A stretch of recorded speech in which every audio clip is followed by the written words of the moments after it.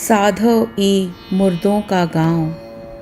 पीर मरे पैगंबर मरी हैं जिंदा जोगी। राजा मरी हैं प्रजा मरी हैं वैद और रोगी। साधो ई मुर्दों का गांव। चंदा मरी हैं सूरज मरी हैं धरणी आकाशा। भुवन के चौधरी मरी हैं इन्हू की का आशा। साधो ई मुर्दों का गांव। नौहू मरी हैं दसिहों मरी हैं सहज 88। 33 कोटि देवता मरी हैं बड़ी काल की बाजी। साधो ई मुर्दों का गांव। नाम अनाम अनंत रहत है दूजा तत्व न कोई। कहे कबीर सुनो भाई साधो भटक मरो मत कोई। नमस्कार, महुआ मोती चैनल में आप सबका स्वागत है। और आज कबीर द्वारा रचित स्वर्णाक्षरों में लिखी कविता का ध्यान मुझे इसलिए आ गया क्योंकि यहीं से लिया है शिवानी जी ने अपनी अगली कहानी का शीर्षक साधो ई मुर्दों का गांव। उन्होंने ये कहानी लिखी है एक जेल की पृष्ठभूमि पर। उन्होंने टीकमगढ़ मध्य प्रदेश जेल का जिक्र इस कहानी में किया है और बताया है कि उनको 2 बार जेल जाने का मौका मिला और जेल में रह रहे लोगों से मिलने का मौका मिला, अपराधी भी और वहाँ के अधिकारी भी। और उसके आधार पे उन्हें जो महसूस हुआ कि हम सभी अपने इस अमूल्य जीवन को किस तरह से सोने चांदी पैसे के पीछे भागने में व्यर्थ बिता देते हैं और ये नहीं समझ पाते कि एक दिन तो हम सभी को जाना है। ये दुनिया ऐसी नहीं है जहाँ हम सब परमानेंट रूप से रहने वाले हैं। फिर भी हम अपना कितना बेशकीमती समय उन चीज़ों को बटोरने में लगा देते हैं जिनका अल्टीमेटली कोई मूल्य नहीं रह जाता है।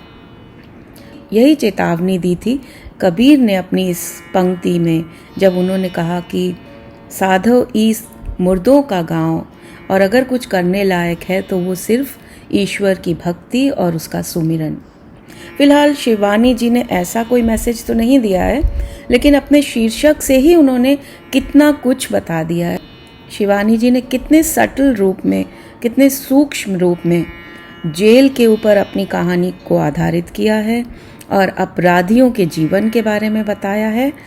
और इसके अलावा उन्होंने कोई शिक्षा नहीं दी है, सिर्फ शीर्षक में एक छोटी सी लाइन लिख दी, साधो ई मुर्दों का गांव, जिससे कि उनके पाठकों तक कहानी का मॉरल अपने आप पहुंच जाए। तो चलिए सुनते हैं कहानी साधो ई मुर्दों का गांव। साधो ई मुर्दन के गांव। मुर्दों के इस ग्राम से जब मेरा पहला परिचय हुआ तब मैं बहुत छोटी थी। इसी से मेरे अबोध चित्त के कच्चे सीमेंट पर उनकी स्मृति किसी शिलान्यास की लिपि की ही भांति आज भी अमिट अक्षरों में ज्यों की त्यों खुदी है। मेरे पिता उन दिनों ओरछा महाराज के गृह सचिव थे एवं उन्होंने राज्य के कारागार की व्यवस्था में अनेक दुस्साहसी परिवर्तन किए थे। उन्हीं के प्रयत्नों के फलस्वरूप पहली बार टीकमगढ़ जेल के प्राणदंड पाए बंदियों के पैरों की बेड़ियां काट दी गई थीं। उन दिनों उस कारागार का एक ऐसा ही बंदी हमारे घर पर भी बागवानी करने आया करता था। वर्षों से पैरों में पड़ी बेड़ियों को दोनों हाथों से थाम वो 18 वर्षों से 1-1 इंच कदम रखता चला आया था। इसी से बंधन कट जाने पर अब भी स्वाभाविक कदम नहीं रख पाता था। टखनियों के पास 2 गहरे घाव नासूर बन गए थे। तुमने क्या किया था बंसी? मैंने एक दिन उससे पूछा तो भयावह मूंछों को बड़े गर्व से ऐंठकर उसने कहा था, अपने साहब की गर्दन गड़ासे से काटी थी बीनू। क्यों? मैंने उससे पूछा तो वो निरुत्तर खड़ा रह गया। बेचारा उत्तर भी दे देता तो क्या समझने की मेरी उम्र थी। बंसी ने फिर अपने फिरंगी प्रभु की नृशंस हत्या की थी, फिर भी फांसी के फंदे से बचकर निकल गया था। सचमुच ही एक आश्चर्यजनक घटना थी, किंतु जिस क्रोध के क्षणिक आवेश में उसने ये जघन्य अपराध किया था, उसी ने स्वयं उसकी पैरवी भी कर दी थी। साहब का अपराध भी तो उसी की टक्कर का था। अपने भूखे खानसामे के मुख ग्रास को उसने छीनकर अपने मुंह में धर लिया था। वह तो नटनी की सी फुर्ती से उसकी बहू छिटक कर भाग गई थी, नहीं तो उस कुल्टा का मुंडहीन धड़ भी साहब ही के साथ वहीं लौटता। प्राण दंड न देकर इसी से न्यायप्रिय न्यायाधीश ने उसे दिया था आजन्म कारावास। उन दिनों मुर्दों के उस गांव का वही मुखिया था। एक बार उस गांव की पूरी बस्ती को एक बड़ी सी ट्रक में भरकर कुंडेश्वर महादेव के दर्शन को लाया गया। ये भी मेरे पिता के दुस्साहसी प्रयोगों में से ही एक था। बिछड़े उन्मुक्त आकाश से उनका वो अद्भुत प्रथम मिलन मैं अपनी छत पर खड़ी होकर देखती रह गई थी। जब उन्हें एक बड़े हंडे में भरकर गर्म जलेबियां दी गईं, तो उनके अभिषिक्त कंठों से निकले जयघोष ने हमारे कान के पर्दे फाड़ कर रख दिए थे। वर्षों पश्चात मुझे एक बार फिर उस उजड़े गांव को बहुत निकट से देखने का सौभाग्य प्राप्त हुआ था। इस बार मेरे भाई ओरछा महाराज के निजी सचिव नियुक्त हुए थे। रियायती बंदी गृह के अधीक्षक अब भी वही पुराने जेलर साहब थे। एक दिन मिलने आए तो मैंने जिद की कि मैं भी उनके साथ जेल देखने चलूंगी। मेरा धृष्ट प्रस्ताव सुनते ही पहले तो वो भड़क गए थे। नहीं नहीं, वो भी भला कोई देखने की चीज है? भले घर की बहू बेटियां वहां कैसे जा सकती हैं? पर मैं भी अड़ गई थी। जैसे भी हो हमें जेल दिखानी होगी। साथ में थी नई नई ब्याह कर आई भाभी। घर से तो हम बड़े उत्साह से चली थी, किंतु गगनचुंबी दीवारें देखी तो सहम गईं। मेराबदार जंगी ड्योढ़ी पर सुस्पष्ट लिपि में बिना किसी शब्दाडंबर के ही उस भयावह आगार महत्ता जेल लिखे केवल 2 अक्षरों में ही स्पष्ट कर दी गई थी। आज के कारागार देखती हूँ तो उसकी तुलना में कैसे अपूर्व लग उठते हैं। कारागार ही नहीं, कारागार के अध्यक्ष, कर्मचारी, संतरी, यहाँ तक कि स्वयं बंदीगण भी जैसे समय के साथ साथ एकदम बदल गए हैं। ओरछा के जेलर का व्यक्तित्व भी कारागार के दुर्धर्ष परिवेश के चौखटे में एकदम ठीक बैठता था। तंग खाकी जोधपुरी, हाथ में हंटर और ऐंठी तनी पुष्ट काली मूछें। पता नहीं अब वहां कहाँ हैं, किंतु जहां भी वो रहें, मुझे लगता है उनकी मूछें अब भी उतनी ही रौबदार, उतनी ही घनी और उतनी ही काली होंगी। देवताओं के कंठ में पड़ी पुष्पमालाओं की भांति वो कभी कुमला नहीं सकती। उन अनुशासन प्रिय कठोर अधिकारी का रोब सचमुच दर्शनीय था। गरजते तो लगता किसी ने कोरे लट्ठे का थान फाड़ दिया है। कोई बंदी यदि बगावत का सामान्य आभास भी देता तो उसे वहीं चुटकी से मसल कर रख देते। घूम घूम कर उन्होंने हमें वो कमरा दिखाया था जहां कैदी एक साथ बैठकर समवेत रामायण पाठ करते थे। फिर वो कोठरी जहां बंदी गृह के पटु लोहार स्वयं अपने ही हाथों से अपने आभूषण गढ़ते थे।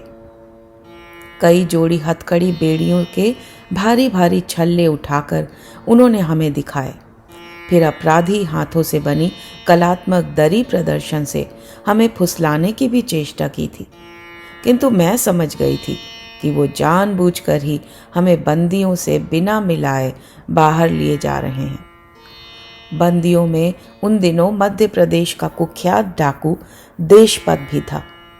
उसके दस्यु जीवन के लोमहर्षक कथाएं उसके जीवन काल में ही दंत कथाओं की लोकप्रियता प्राप्त कर चुकी थी। कब उसने किस ग्राम को लूट लिया, कब ललितपुर के किस सेठ की संपत्ति को पलक झपकते ही लूट, दतिया के किस ग्राम की निर्धन अनाथ कन्या के विवाह में लुटा दिया, आदि आदि।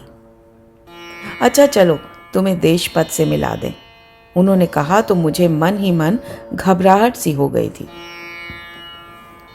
तब सचमुच ही क्या मैं देशपत को देख सकूंगी? वही देशपत जिसके औदार्य, शौर्य और पराक्रम के आल्हा बुंदेलखंड के गांव-गांव में गाए जाने लगे थे। किंतु जब देशपत हाथ बांधे मेरे सामने आकर खड़ा हो गया, तब जैसे विश्वास ही नहीं हुआ कि वो देशपत है, कि वो देशपत है।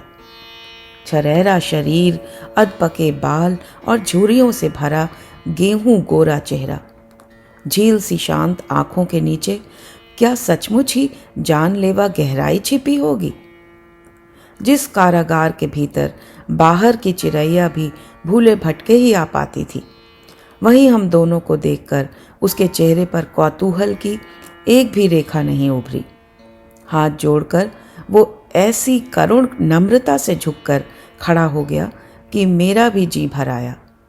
ऐसा पराक्रमी दस्यु वीर आज कैसा दीनहीन याचक बनकर रह गया था। काम के बीच ही उसकी पुकार हुई थी। इसी से वो कर्मठ मुखिया अधैर्य से पूछने लगा, मैं अब चलूं सरकार, खाने का घंटा बजने वाला है। देशपत की देखरेख में ही बंदियों का खाना बनता था। क्यों, आज क्या बना है तुम्हारे अटोल में? जेलर ने पूछा। वो हंसा। सामने के दो टूटे दांतों से छलकती कर्णचुंबी हास्योज्वल स्निग्धता उसके पूरे चेहरे को भिगो गई। और क्या बनेगा सरकार, वही चने की दाल और रोटी बनी है। जाओ साफ तश्तरी में धरकर ले आओ तो। क्यों बिटिया, इससे मिलने को तो तुम तरस रही थी। देखूं इनका खाना भी तुम्हें तरसा सकता है या नहीं, चखोगी? मैंने गर्दन हिला दी थी और पल भर में करतल पर ही तश्तरी साधे देशपत दो मोटी स्वस्थ रोटियां और सकोरे में चने की दाल लेकर आ गया। यही नहीं, उतने ही देर में वो दयालु मेज़बान चटपट तवे पर ही टमाटर भून चटनी भी बना लाया था। मैं खड़ी खड़ी खा रही थी और बिना मेरे आह्वान की प्रतीक्षा किए कई जोड़ी बंदी आंखें मुझे आश्चर्य से देख रही थीं। आज भी मैं उस बुंदेलखंडी ढाल सी चौड़ी कठोर रोटी और मुक्ता सी अलग अलग छितरी चने की दाल चटनी के स्वाद को भूल नहीं सकी हूँ। खाकर मैंने अपनी एक और बचकानी फरमाइश से जेलर साहब को चौंका दिया था। मैं फांसी के कैदियों को देखे बिना घर नहीं जाऊंगी। नहीं नहीं, वहां नहीं ले जाया जा सकता तुम्हें। खूनी को फांसी की सजा जंगली ढोर बना देती है। चलो घर पहुंचा दूं, माँ जी सुनेंगी तो बिगड़ेंगी। वो हमें एक प्रकार से खदेड़ते बाहर लिए जा रहे थे, पर मेरी जिद ने अंत में उन्हें झुका ही दिया। वो बड़ी ही अनिच्छा से हमें एक लंबा चौड़ा दालान पार कर जेल के दूसरे छोर पर ले गए। झुकी नीची छतों के उन कमरों को देखकर मैं खड़ी की खड़ी रह गई। उफ, ऐसे कमरों में भी क्या कोई जिंदा रह सकता है? केवल दो ही बंदी थे वहां। किसी भी भोर के धुंधलके में जेलर के हिलते रुमाल की झंडी का संकेत पाते ही उनके जीवन की गाड़ी इहलोक के स्टेशन को छोड़ देगी। जल्लाद का एक सधा झटका रीढ़ की हड्डी को झुनझुने सा हिलाकर निर्जीव देह को लटकती छोड़ देगा। उफ, ठीक ही कहा था उन्होंने।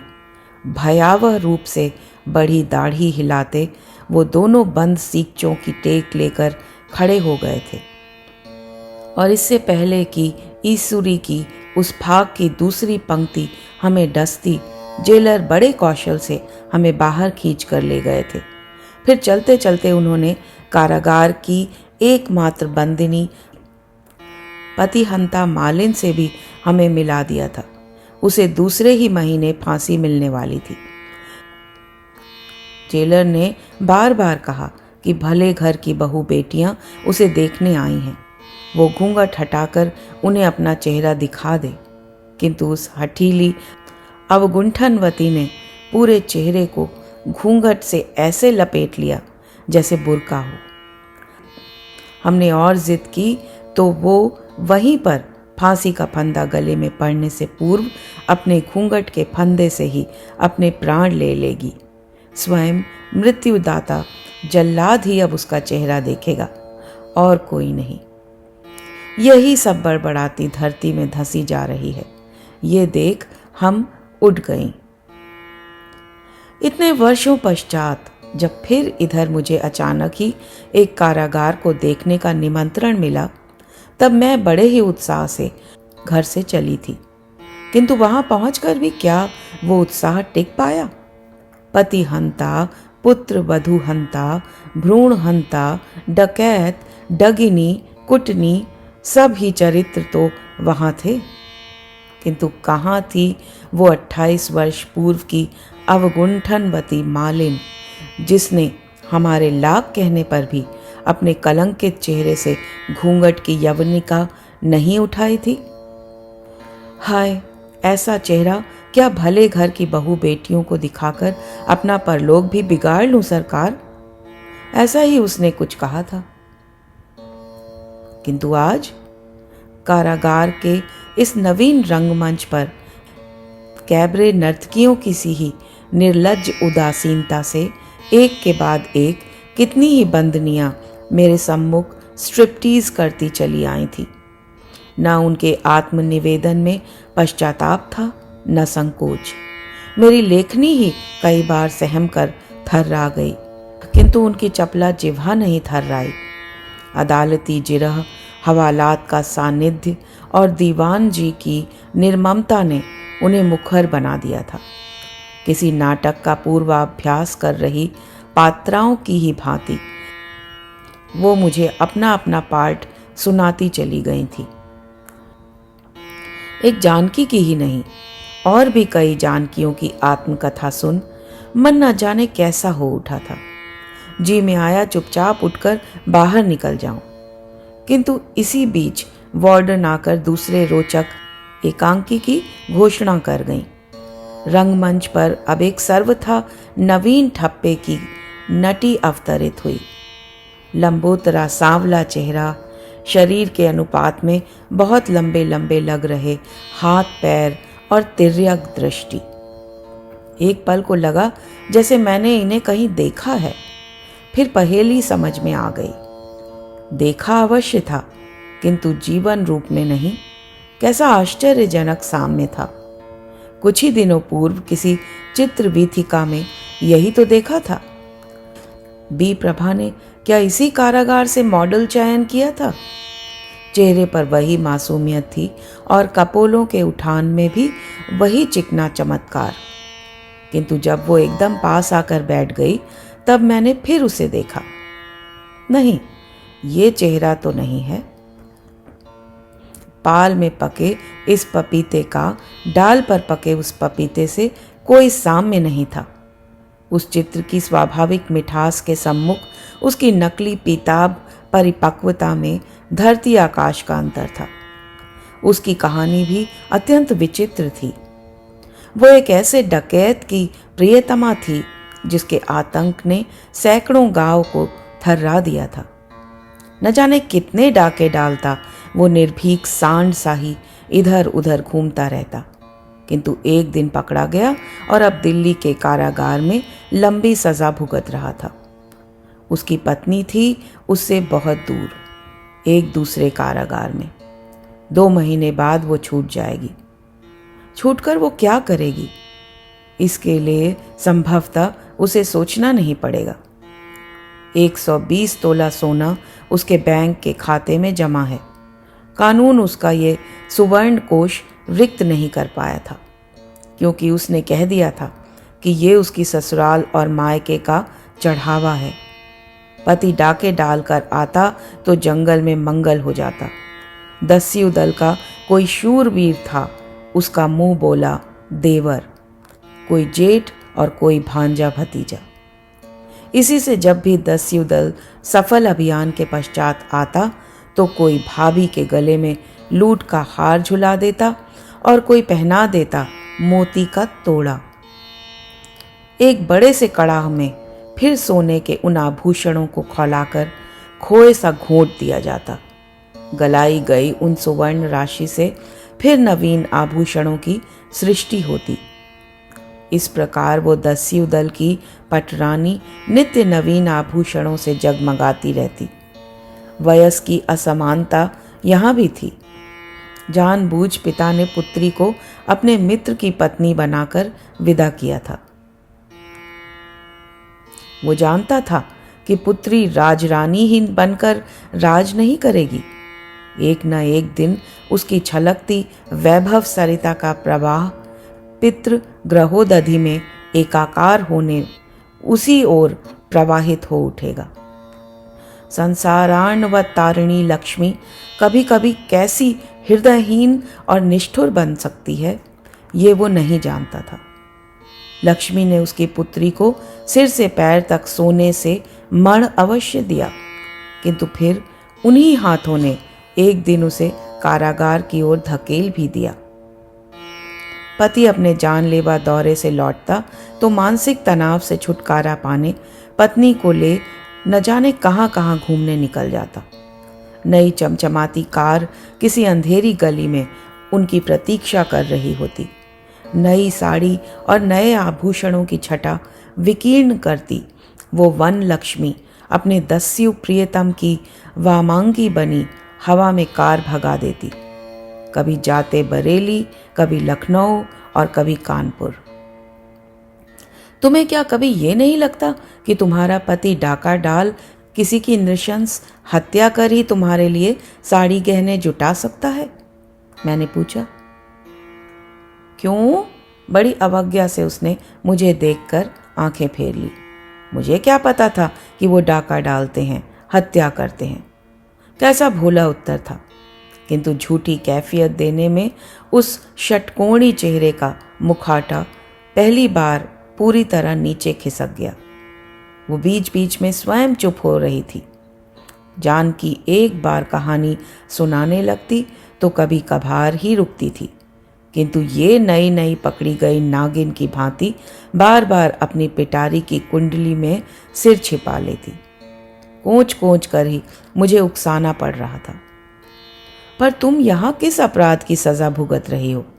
मैंने पूछा। जी, 411 की। मेरे पति 7 डकैतियों और कत्ल की सजा भुगत रहे हैं। वो अभी भी मेरी ओर नहीं देख रही थी, पर फिर मैंने बड़े छल बल से उसकी पूरी कहानी उससे उगलवा ली। एक बार जब उसका पति अपने हरिकेनी दौरे से लौटा तब वह बुरी तरह ऊबी थकी टूट सी गई थी। उस अरण्य में ऐसे प्रियतम की प्रतीक्षा जो लगभग उसी के पिता का समवयसी था, उसके धैर्य की कठोर अग्नि परीक्षा थी।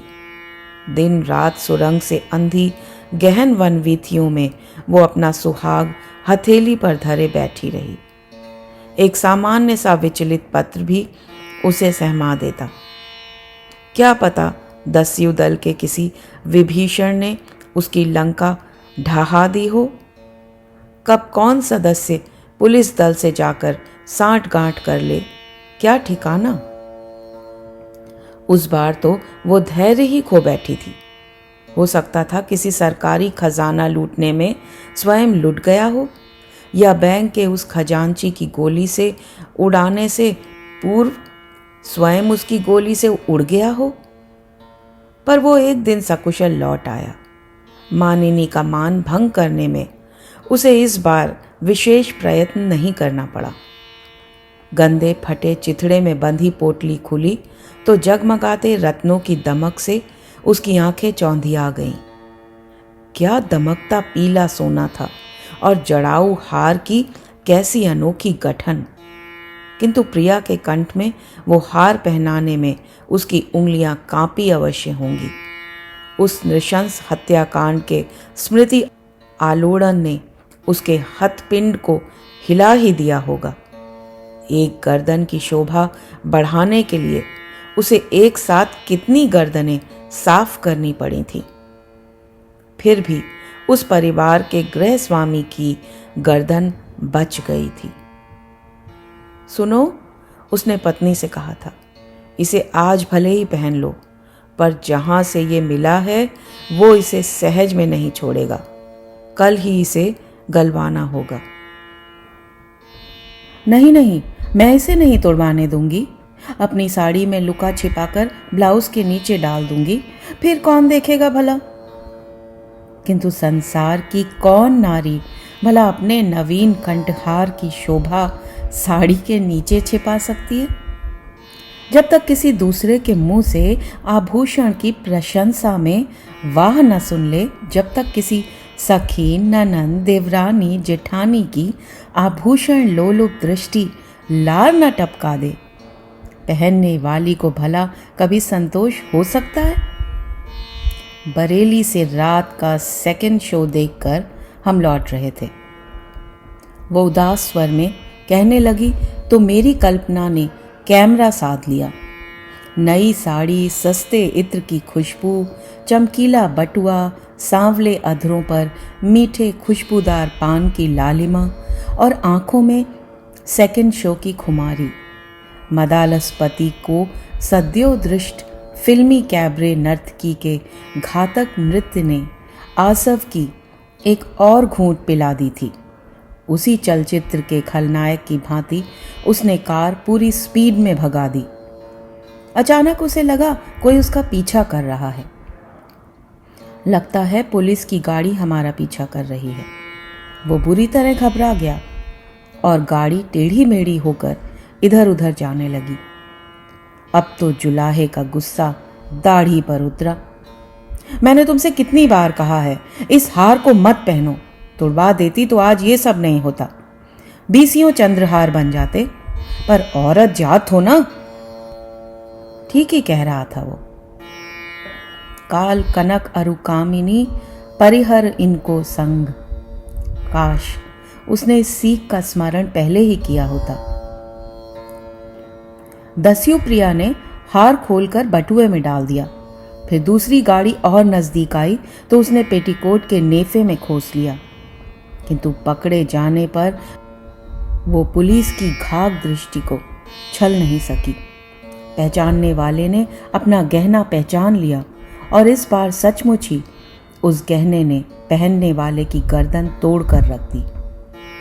मैं जिस दिन उससे मिलने गई, मेज पर उसके पति के लिखे 2 कार्ड धरे थे। मेरी दृष्टि स्वयं ही उस पर फिसल गई।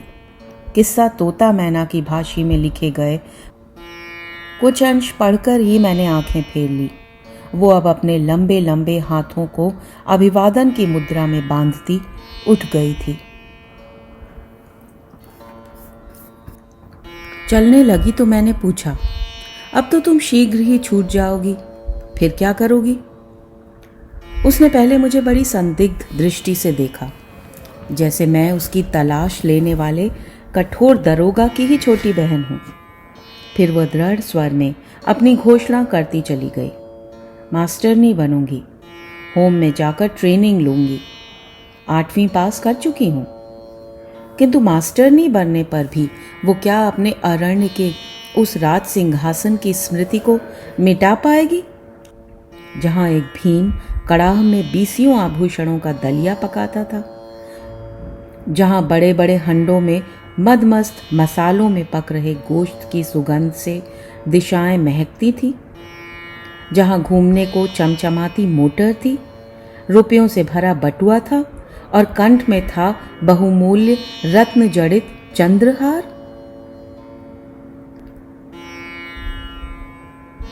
अब उससे भी मिलेंगी क्या? अधीक्षिका ने पूछा तो मैं एक बार फिर चौंक गई। क्या ये दोनों अपने पूर्वकृत पाप कर्मों का किया भोग रही थी या इहलोक के कर्मों का? दोष इनका था या परिस्थितियों का? तो बुलवा लूं उसे? अधीक्षिका ने फिर पूछा। जी हाँ, बुलवा लीजिए, मैंने कुछ बेमन से कहा, किंतु आज सोचती हूँ अच्छा ही किया। कड़वी औषधि खाने के पश्चात मीठा बताशा भला किसे अच्छा नहीं लगेगा। अब तक जैसे मैं सांसें रोके किसी प्रख्यात सर्कस के कलाकारों का दुस्साही ट्रेपीज प्रदर्शन देख रही थी। गगनचुंबी हिंडोलों में क्षीण रस्सियों के सहारे झूलते ये नर नारी कैसे हवा में मौत की छलांगे भरते एक दूसरे का हाथ पकड़ते चले जा रहे थे। अब मेरे धड़कते कलेजे की धड़कन संभालने चला आ रहा था बौना जोकर। एकदम वैसा ही वज्र मूर्ख चेहरा, भावनाहीन आंखें और अधरों पर निरर्थक हंसी। इनसे मिलिए, डॉक्टरनी ने हंसकर कहा। खल छूटकर घर जा रही हैं? सुनो जी मग्गी, तुम्हारे आदमी की चिट्ठी आई है कि तुम्हारे आने की उसे बहुत घबराहट हो रही है। क्या मेम साहब? वो घबराकर बेंच से उठ गई। उसका घबराना स्वाभाविक भी था। क्या पता 14 ससुरालों की भांति उसके अतीत का कलंक उसे इस प्राणाधिका 15वीं ससुराल से भी झाड़ मारकर बाहर खदेड़ दे। यही डॉक्टरनी हंसकर कहने लगी। तुम पहुंची तो इस बार शायद उसके घर की एक ईंट भी नहीं बच पाएगी। नहीं सरकार, उसने अपने लंब कर्णद्वय खींचकर और भी लंबे कर लिए। मैं अब नहीं खाऊंगी। मैं जैसे आकाश से गिरी। कहती क्या है ये? क्या ये सचमुच ही घर की ईंट खाती होगी? मेरी दुविधा शायद डॉक्टरनी ने समझ ली थी। वो हंसकर कहने लगी, एकदम धरती की बेटी है ये। मिट्टी के नाम पर सकोरा, दिया, ईंटा, गमले सब तो इसके पेट में जा चुके हैं। लजाकर गमला भक्षिणी ने अपनी मोटी काली गर्दन झुका ली। मैंने उसे सिर से पैर तक देखा। गमला खा खाकर उसका शरीर भी जैसे गमले ही के आकार का बन गया था। पिटे लोहे का सा चेहरा, ऊंची ऊंची बंधी धोती, शरीर से अटी सटी कुर्ती, वो भी ऐसी तनी कि लगता था कि एक छींक आते ही बटन ताबड़तोड़ टूटते चले जाएंगे। ध्यान से देखने पर कोई भी नारी उसकी अस्वाभाविकता को जूं सा पकड़ सकती थी। न जाने कहाँ कुछ चूक रह गई थी विधाता से। चेहरे में, आंखों में, चलने उठने बैठने में, निरंतर मंजीरे से बजाए जा रहे घुटनों की गतिविधि में कुछ हम सब से निश्चय ही भिन्न था। नारी के स्वाभाविक मापदंड में ठीक न बैठने पर भी वो संपूर्ण रूप से नारी थी। इस विपन्न निर्वासन में भी पति की स्मृति उसे बार बार विभोर कर रही थी। जब जब उसकी मिट्टी खाने की कुटेब का उल्लेख किया जाता, वो सिर झुका लेती, किंतु उसके लजाने में अभिनय का पुट नहीं था। किसी नारी की इस विशुद्ध नारी सुलभ व्रीडा को कोई नारी ही कर पृष्ठ पर मले विशुद्ध घृत की भांति अपनी सूक्ष्म घ्राण शक्ति से चट पहचान सकती थी। मैंने भी भूल नहीं की, किंतु एक स्वाभाविक अबला जीवन की कैसी अस्वाभाविक कहानी थी। 15 वर्ष की ही थी कि क्रूर ग्रहों ने जकड़ लिया। सगे जीजा के कुटिल चक्र ने ही इस कोमल किशोरी को हवा में विवशता से उड़ रही कागज की फिरकी सा घुमा दिया। वो देखने में थी एकदम स्याह, किंतु अपने जीवन के 15 वसंतों का प्रवेश पत्र दिखाती यौवन के भर मधुमास में वो कोकिला अम्बुआ की डार डार पर कुहुकने लगी। एक एक कर 14 आम्रकुंज उसकी मीठी कुहुक से गूंज उठे। धीरे धीरे सरल चेहरे पर कुटिलता का अंगराग बिखर गया। भोली आंखों में कंजर कंदा की चतुर चितवन का आंजन अंज गया। उठने बैठने में पहले की झिझक नहीं रही। अधर से लगे कर संपुट घाट घाट से भरे पानी से छल उठे। जीजा का प्रशिक्षण संपूर्ण रूप से सफल रहा था। किसी विवाह के लिए मचल रहे प्रौढ़ चिरकुमार विधुर या पत्नी परित्यक्त पति को जीजा ढूंढ लाता। साली को दिखाकर वो विवाह का प्रस्ताव ही नहीं रखता, चटमंगनी पट ब्याह भी रचा देता। फिर विदा के उन क्षणों को वो लाडली सहोदरा और स्नेही भगिनी पति की देहरी छोड़ने में अपने विलाप से धन्य कर देगी। बिस्मिल्लाह की शहनाई का सा वो करुण स्वर नए दामाद की आंखें गीली कर देता। चेहरा स्याह था तो क्या, शरीर का तो एक एक अंग 1.25 लाख का था। प्रत्येक कृष्ण वर्ण नवयौवना की भांति उसकी दशन द्युति दर्शनीय थी। नए पति का विश्वास वो अपने स्वस्थ यौवन का ब्रह्मास्त्र छोड़ते ही प्राप्त कर लेती। कहाँ क्या धरा है जानने में फिर उसे विलंब नहीं होता। मरी सौत के अंकना कंकना या सास की जीर्ण पोटली में छिपी संपत्ति कृपण वृद्ध पति के चूल्हे के नीचे गाड़ी गई धनराशि ले वो एक दिन सहसा चंपत हो जाती। लाख ढूंढने पर भी फिर न जीजा मिलता न साली। मिलती भी कैसे? इस बार वो एक दूसरे ही शहर में अवगुंठनवती नवोढ़ा बनी रोती कलपती विदा हो रही थी। ऐसे ही वो विलाप करती विदा होती और हंसती खिलखिलाती सोने चांदी से मढ़ी लौट आती। जीवन के 20 वर्षों में वो पूरा 14 वर्ष ग्रहों की परिक्रमा कर आई थी। भारत की वो संभवतः प्रथम नववधू थी जिसका कभी द्विरागमन नहीं हुआ। किंतु एक दिन इसी चिर स्वयंवरा ने जीजा की निर्लज ठगी प्रथा का स्वयं ही उन्मूलन कर दिया। 14 विवाहों के अनुभव ने उसे वात्स्यायन के एक एक सूत्र थमा दिए थे। 14वां पति था बूढ़ा जर्जर, किंतु अपनी दीर्घ अनुभवी दृष्टि से उसने अपने नवेली को 4 ही दिन में परख लिया। घाट घाट का पानी पीकर वो अब उसका अंगूठा पकड़ने आई थी। इधर वो भी समझ गई थी कि मुख में एक दांत न होने पर भी बूढ़े के पेट में बत्तीसी है। एक दिन जो भी हाथ लगा वही लेकर उड़न छू हो गई। जीजा ने फिर 15वीं बार कन्यादान करने में विलंब नहीं किया, पर इस बार बहता पानी बंध गया। रमता जोगी चिमटा गाड़ कर जम गया। 15वें पति से प्रेम करने की मूर्खता कर बैठी मग्गी। मुझे सहसा मॉम की कहानी राउंड इंजन का स्मरण हो आया। अंतर केवल सामान्य था, वहां नायक ठग था, यहां नायिका। मग्गी का 15वां प्रियतम लोहार था। गर्म तपे पर जब वो अपने लोहे सी प्रलंब भुजाओं का प्रहार करता तो मग्गी उसे मुग्ध होकर एकटक देखती रहती।